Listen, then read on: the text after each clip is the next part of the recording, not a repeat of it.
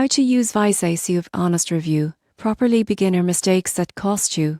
VisaHQ is a service for visa applications and travel documentation, but beginners often make mistakes that delay processing or increase costs. Here's my honest review and tips for using it properly. Most people get this wrong. They submit incomplete documentation. The surprising truth is that VisaHQ checks applications for completeness, but any missing or incorrect documents can lead to delays or rejected visas. Always double-check the requirements for your destination. Another common mistake is underestimating processing times. VisaHQ offers standard and expedited options, but failing to account for processing speed can affect travel plans. Plan ahead and choose the option that fits your schedule. Many users also ignore service fees and hidden costs. VisaHQ charges processing fees that vary by country and visa type.